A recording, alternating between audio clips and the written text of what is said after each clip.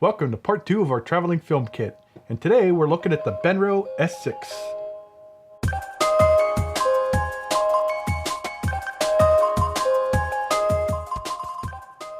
There's a lot to say about the Benro S6. A lot of it's positive and a couple... and we'll get into it. We'll start with the technical details. The load capacity on the Benro S6 is 13.2 pounds or 6 kilograms, hence the name S6. You'll find out with Benro's tripods, the S7 is for 7 kilograms and the S8 carries 8 kilograms.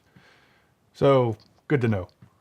The actual weight of the tripod head itself is about 2.6 pounds or about 1.2 kilograms. So it's not too bad for your luggage. If you're looking for spare quick release plates, you can get Manfrotto 501 PL plates, and they will fit on this tripod head. The Benro S6 comes with a telescoping arm, which is very useful for making nice smooth movements. It comes with 4 steps of counterbalance, going from 0, which is no counterbalance at all, and then 3 steps of spring-loaded counterbalance, marked 1, 2, and 3. According to Benro, step 1 is good for 4.4 pounds or about 2 kilograms. Step 2 is good for 9.9 pounds or 4 kilograms, and all the way to 3, according to Benro, is good for 13.2 pounds or 6 kilograms, which is its maximum weight. On the other side of the tripod, it has a drag control knob for adjusting how much drag you have for the tilt. And just above that is a tilt locking nut. At the bottom of this side, there's a locking nut for the pan. And when loosened, you have full pan, and when locked, you have no pan. Underneath the deck of the head, there's 2 places to put screws for your quick release plate. There's one for 3/8 and then one for 1/4 inch. And at the bottom, there's a light up bubble level. As for the quick release, there's a locking nut and a release button. Now while we're talking about the quick release, the actual release button there is made out of plastic. I'm not a big fan of that. You know, for 10 bucks more, if I could have got one that was made out of metal, I'd really appreciate that. I would gladly spend $10 extra and have that metal. So far it's been working just fine for me, but you never know, after time that might wear out. I'm not a big fan of plastic on something that has to be heavy duty.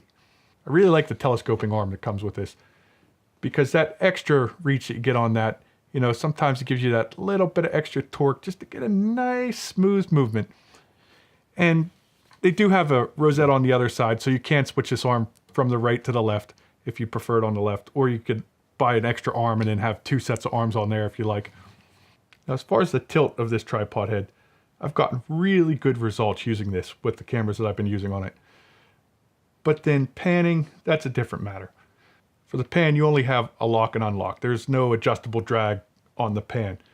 And I found using just the pan on this head, sometimes I feel like with a heavier setup, I get a little bit of backlash. So sometimes if I'm going to do a pan, I almost need a running start. Now I did do some test shots using a 200mm lens on this tripod on a rig that was maxed out to almost 6 kilograms. And whenever I did that, I did find that I did have a little bit of backlash in the pan using the built-in pan head. But in the context of the setup that we're building for this travel film kit, using it on the Sirui monopod, I was able to get some smoother pans by unlocking the collar there and using the pan function on that monopod. For me personally, even when I'm using a small mirrorless camera like this with a tiny lens on it, I would still kind of want to use that first stage of counterbalance. That little bit of resistance helps with getting smooth shots sometimes. Now the counterbalance, like I said, for 1 is supposed to be for 2 kilograms, but when I tried a camera setup with 2 kilograms on it, I actually found that using it on number 2, which is for 4 kilograms, to be a lot better, a lot smoother. And it was actually able to balance my camera in almost any position. So you got that nice neutral positioning that you really want with that counterbalance.